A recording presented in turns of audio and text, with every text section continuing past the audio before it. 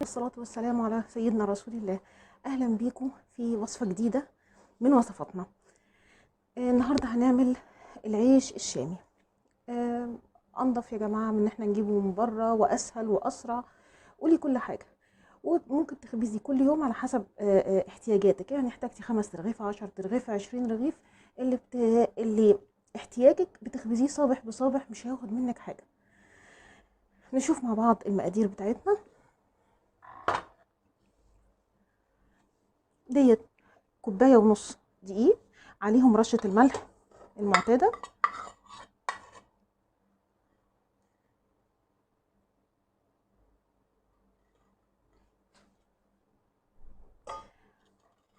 دي أول حاجة. تاني حاجة معلقة كبيرة سكر، ومعلقة كبيرة خميرة بيرة، سواء كانت الخميرة العادي اللي هي اللي بتتجاب من الأفران أو الخميرة الفورية. أنا عن نفسي بستخدم الخميرة الفورية. بنحطهم، وطبعا احنا لازم نحط سكر علشان السكر هو اللي بيشغل الخميرة. بسم الله. معلقة صغيرة بيكنج باودر، ومعلقة كبيرة لبن بودرة. لبن البودرة يا جماعة ده حاجة اختيارية، مش حاجة أساسية، بس هي بتدي دسامة للطعم، بتخليه جميل وطعم. دي حاجة. الحاجة التانية، انت ممكن تعجني بمية، وممكن تعجني بلبن، او ممكن تعجني بمية ولبن. يعني زي مثلا لو انت المفروض تعجني بكوباية مية، ممكن تخليها نص مية ونص لبن.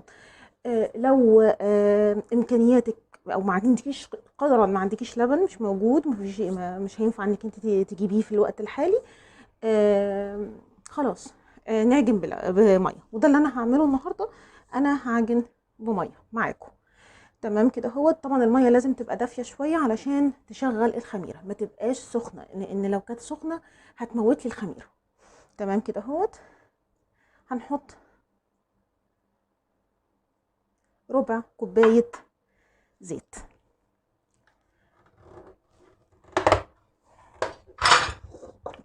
بسم الله.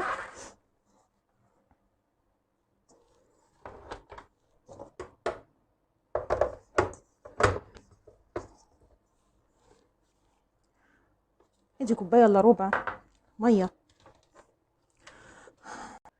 وادي كوبايه الا ربع ميه فتره او دافيه. هنحط الاول كده نص، وايه، ونبتدي نشوف. بسم الله.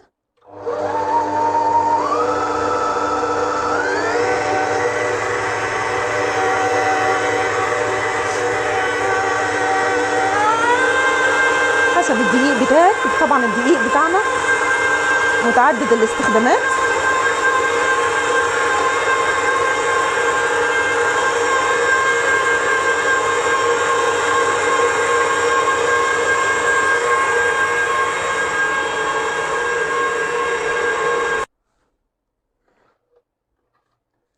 انت فاصل الكهرباء. طبعا الموضوع عايز عجن لمدة 7 دقايق ل10 دقايق. هنشوف هتحتاج مية تاني ولا لا، حسب نوع الدقيق. احنا قلنا ان الدقيق هيبقى متعدد الاستخدامات، وزي ما احتمال تبقى محتاجة مية، احتمال تبقى محتاجة دقيق.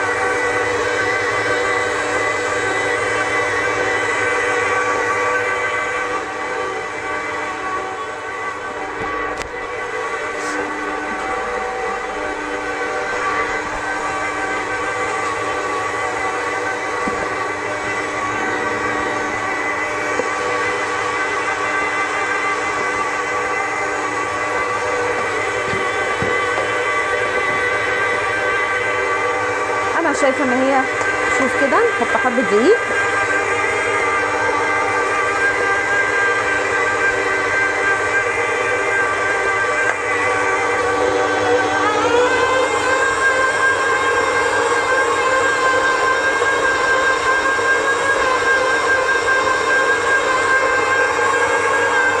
هنعجن كويس قوي.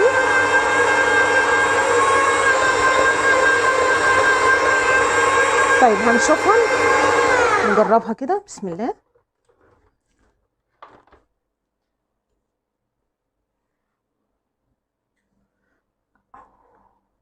هنحتاج مع بعض لسه حبة دقيق تاني، وبق الزيت اللي انا ما كملتهوش من الكوبايه نحطه وننزل بيها.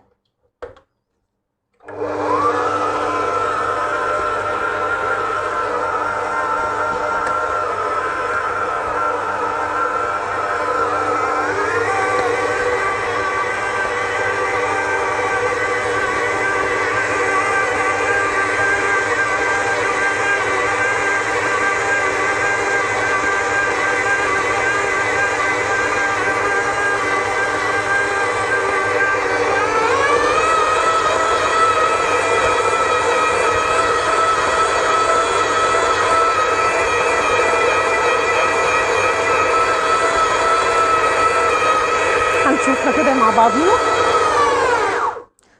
بسم الله. كده بقت زي الفل. احنا عايزينها طريه بالمنظر ده بس ما تلزقش. تمام تمام.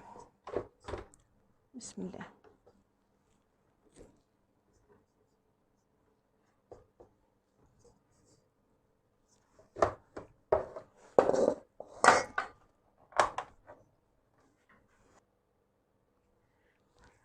لميناها. حطيت يا جماعه اهوت في ايدي حبه زيت عشان تلملي اسرع. اهو بص ما شاء الله، بصوا جميله ازاي وناعمه ازاي ومش متقطعه. تمام. هنسيبها تخمر. هنرش هنا في الطبق حبه دقيق.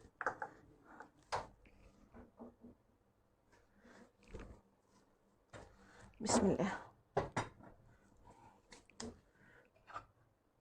المفروض ان احنا نغطيها بستريتش، بس يعني لو مش عندك مش هنوقف، مش هنعطل، يعني نتصرف بأي حاجة تانية. المهم ان هي تتغطى كويس.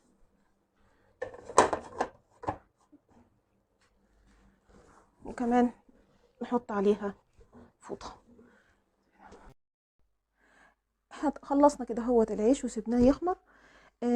هنسيبه كده هوت نصايه، وطبعا حسب الجو، يعني لو في الصيف بيبقى نص ساعه. لو المطبخ انت مشغله فرن وبوتاجاز فانت اصلا المطبخ سخن، هي نص ساعه. لو الدنيا شتاء وساقعه والمطبخ ساقع هتسيبيه ساعه. اوكي.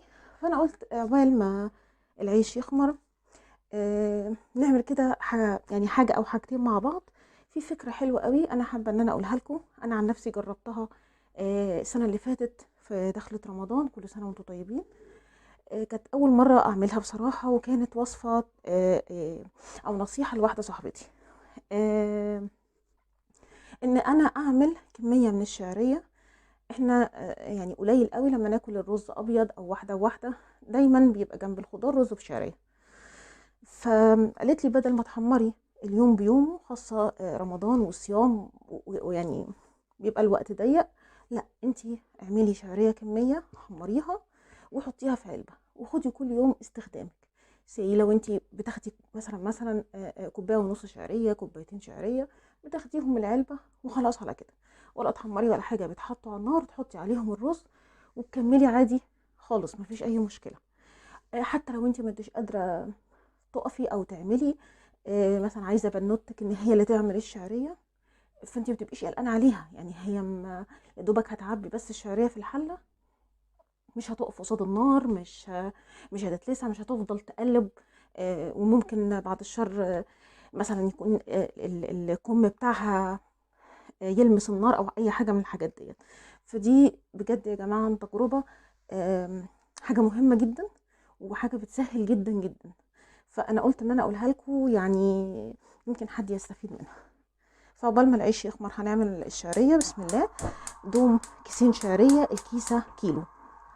حطيت عليهم اللي انت بتعمليه. لو بتعملي الرز بالزيت يبقى بنحط على الشعريه زيت. لو بتعمليه بالسمنه بنحط على الشعريه سمنه، اللي يريحك. تمام. اول حاجه عشان بس نسخن الحله. بسم الله.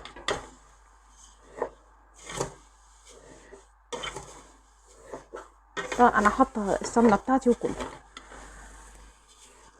يسخن الحله، مخليها النار على الاخر. الستانلس مش زي الالومنيا بيلقط النار في لحظتها، فمعليه علشان خاطر الحراره تسمع في الحله على طول. وبعد كده هتبقى سهرية، لان انا في فيديو من الفيديوهات قلت لكم ان الشعرية غدارة مش زي لسان العصفور، بتتلون بسرعة وبتتحرق بسرعة، ولازم تبقى عينك عليها. فعلشان دي كمية وعمالة تقلبي من فوق لتحت، فعلشان ما توحدش منك، يعني تبقى واحدة واحدة وشكلها مش لطيف وانت عايزة تبقى كلها لون واحد، هنوطي عليها سهرية. بسم الله.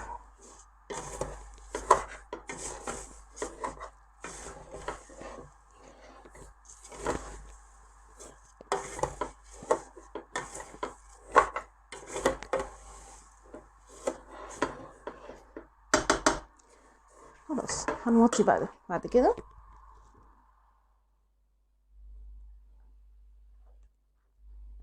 بس كده اهو، هنسيبها تتحمر براحتها وهنقلب كل شويه طبعا، وعيننا هتبقى عليها، مفيش اي مشكله خالص. طبعا احنا لسه قدامنا وقت قبل ما العيش يتخمر، فبرضو قلت ان احنا نستغل الوقت ده في عمايل حاجه سريعه قوي، حاجه تنفع فطار تنفع عشاء مع كوبايه شاي او كوبايه شاي بلبن. ايه هي؟ طريقه بسكوت بسيطه، مش بسكوت مشادر زي بتاع العيد او بسكوت بجوز الهند. يعني نقدر نقول بسكوت هنعمل نصه بفانيليا والنص التاني بالشوكولاته او بالكاكاو. نشوف كده مع بعضينا. بسم الله. هي دي مقاديرنا. بضايه واحده بس، عليها 3 بكاوي فانيليا. هي المفروض ان هي كان يتحط عليها فانيليا سايله، بس اللي عندك المتاح. انا الفانيليا السايله كانت خلصانه من عندي وعندي بكاوي، فيبقى بضايه 3 بكاوي فانيليا. هنحطهم مع نص كوبايه سكر ونقلب كويس قوي. واما نحس ان الدنيا اندمجت كده في بعضها، نبتدي نحط الحاجات الجافه على الخليط. نشوف كده مع بعض. بسم الله.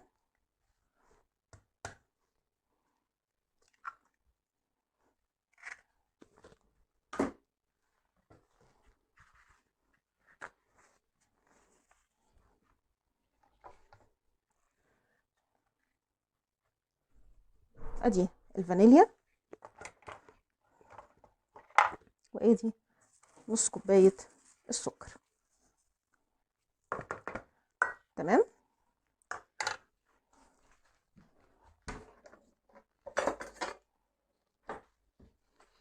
هنقلبهم.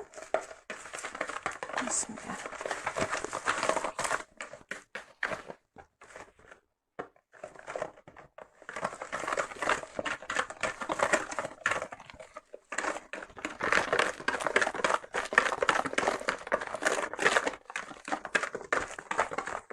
يعني احنا بنحاول ان هي ما يبقاش فيها اي افتكاسات ولا مضرب ولا خلاط ولا اي حاجه، كله على طول كده سريع سريع، لان عجينتها بسيطه وسهله لطيفه جدا. هنشوف التكمله كده. الشكل كويس تمام. هنبتدي نحط بسم الله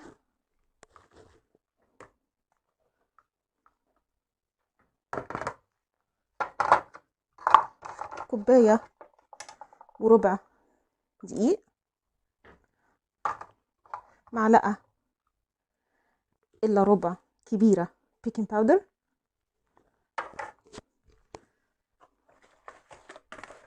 نقلب كده مع بعضه، ونص كوبايه زيت. بسم الله.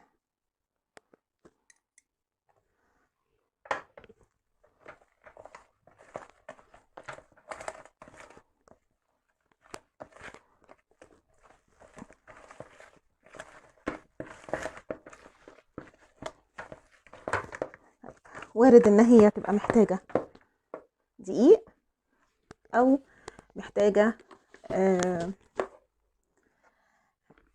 ميه او بق لبن، فهي المره دي محتاجه دقيق حسب نوع الدقيق اللي احنا بنشتغل بيه.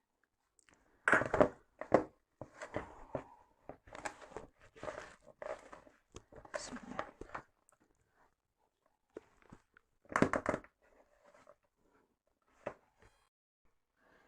كده ده الشكل النهائي بتاعنا. قسمتها نصين، نص الابيض، بص العجينه بتبقى كده اهوت، مش ملزقه ولا اي حاجه. النص التاني معانا هنعمله بحبه كاكاو، دي معلقه كبيره، نشوف كده نحط حاطين نصها. ولو نشفت معانا العجينه علشان هي ماده جافه ممكن يعني نطريها شويه. بسم الله. نطريها ببق لبن، هنشوف لسه. بسم الله.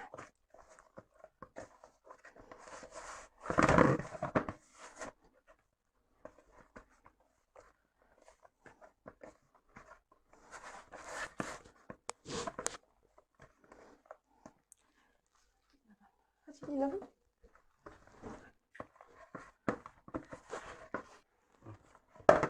حطيت بق اللبن. بسم الله.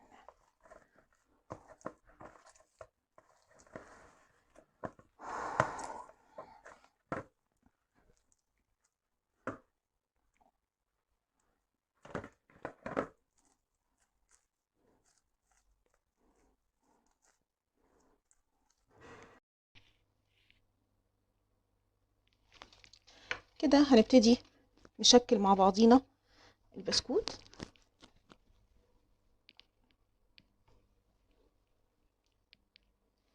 ممكن نخليه اصغر كمان شويه.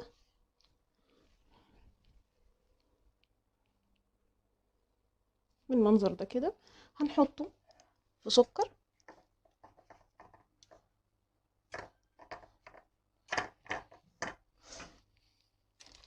بسم الله. السكر هيدي يعني في الطعم هيدي طعم حلو قوي، وخاصه واحنا بنمضغه كده احساس جميل قوي. بسم الله.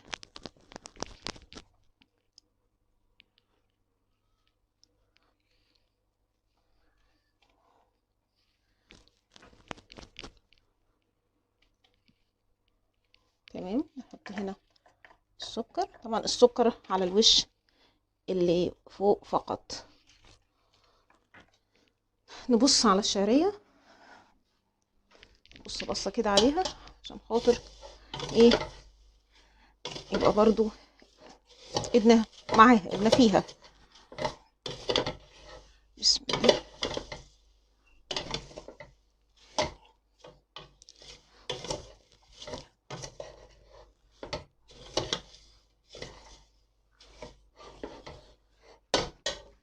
نكمل.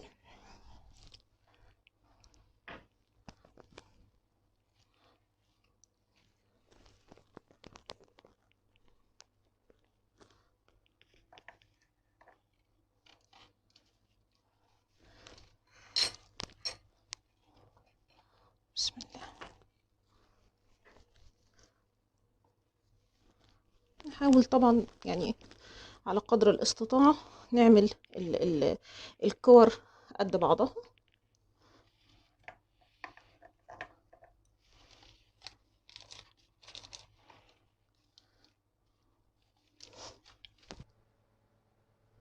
كده بعد ما رصناهم كلهم ممكن نمسك شوكة ونعمل فيهم اي شكل.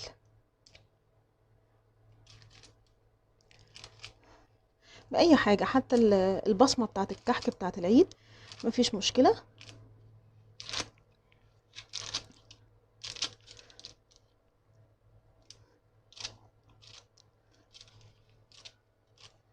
وهندخلها على فرن. بسم الله. حرارة 180. ممكن هتقعد حسب حرارة او قوة النار بتاعة الفرن بتاعتك، بس ناخد بالنا من ربع ساعة لتلت ساعة على حرارة 180 مع بعض.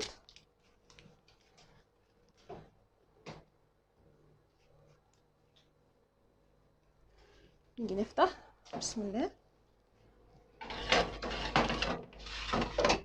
بسم الله.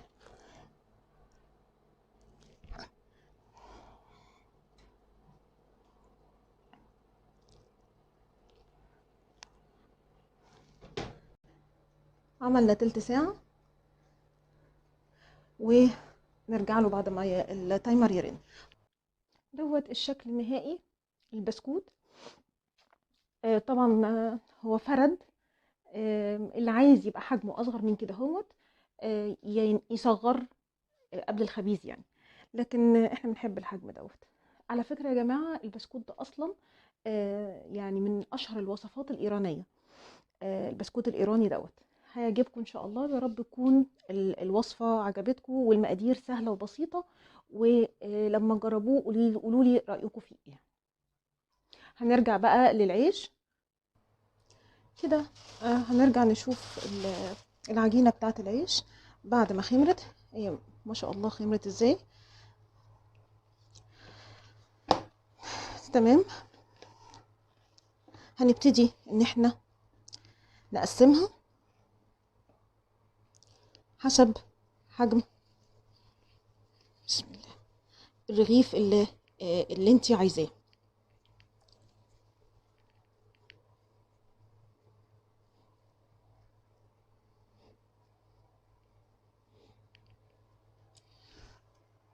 نحط حبة دقيق في الطبق.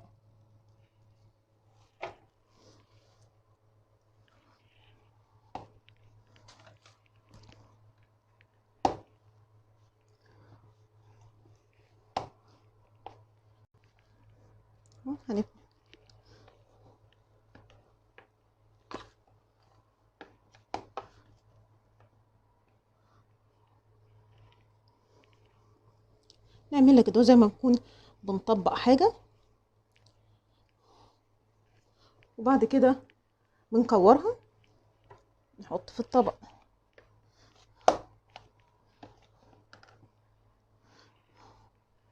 بسم الله.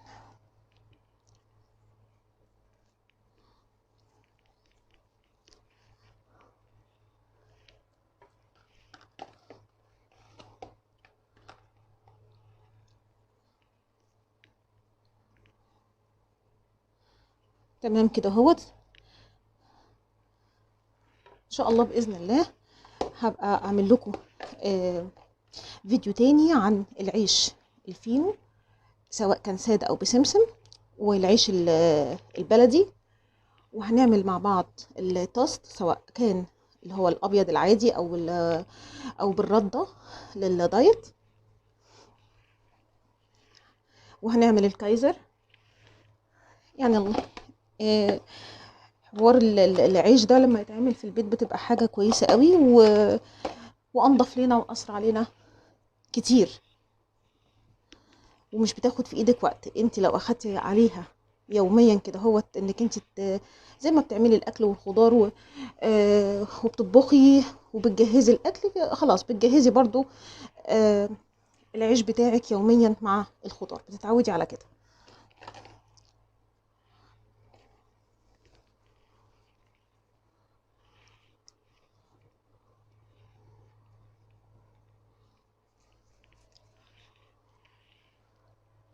ودي اخر لقمه زي ما هما بيقولوا. تلاقي المطاعم بتاعت الفول والطعميه اللي بتخبز عيشها تقولك عليه لقمه مش رغيف. تمام. هنغطيه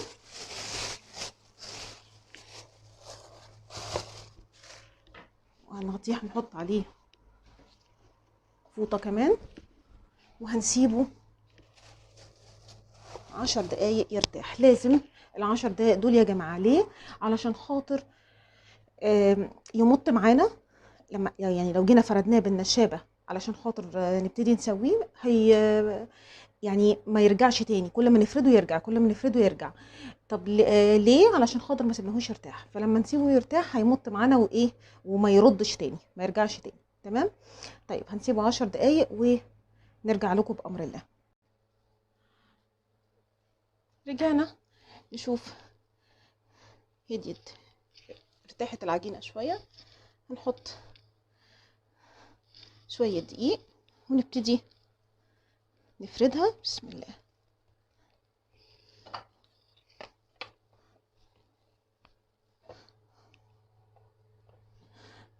طبعا هنجيب النشابة الصغيرة احسن.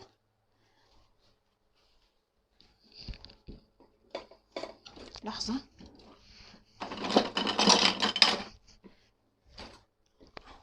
يعني هتريحنا اكتر.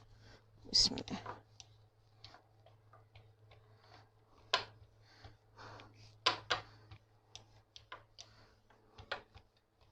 لازم نراعي السمك بتاع العيش كده. بسم الله. السمك اهو، انا هقرب لكم من الكاميرا. هو ده السمك بتاعه، لان هو انا هسيبه يرتاح قبل ما اخلص كل الرغيفه، هو لسه هيعلى سنه.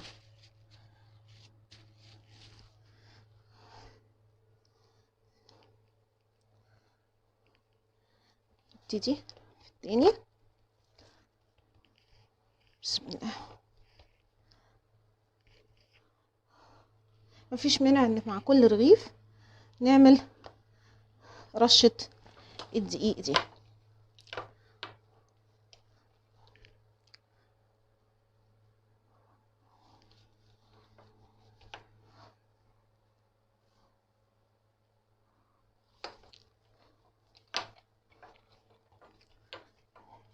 عايزه تعمليه عادي صغير للسندوتشات زي بتوع زي سندوتشات الفول والطعميه، مفيش اي مشكله. عايزه تعمليه رغيف عادي زي الرغيف البلدي برضو مفيش اي مشكله، اللي يريحك طبعا حسب استخدامك. بس هو على اي وضع انت لو جربتي موضوع العيش ده فعلا انت مش هتبطليه. كمان كان زمان يقولوا يعني احلى حاجه في البيت ريحه الخبيز، يعني تحس ان كده ايه، ان البيت مليان خير. بسم الله.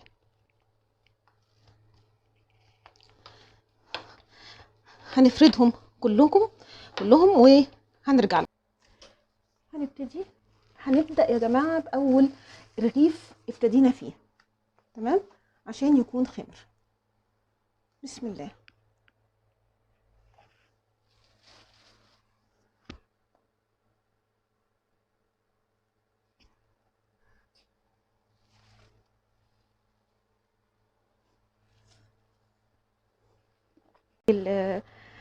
العيش البلدي يقب وممكن لا، العيش الشامي ده دي طريقته يعني.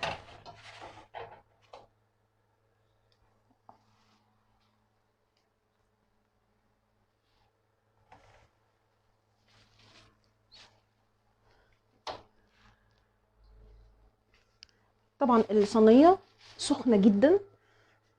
تمام، والنار هادية. دلوقتي احنا رجعنا للعيش. بعتذر على الصوت الغسالة، معلش. انا حسيت ان انا طولت عليكم الفيديو، فانا اشتغلت وانا بقلب الشعرية، اشتغلت على طول دم. اول اول رغيفة طلعت، فاضل دولة. لا لسه عايش شوية. بسم الله.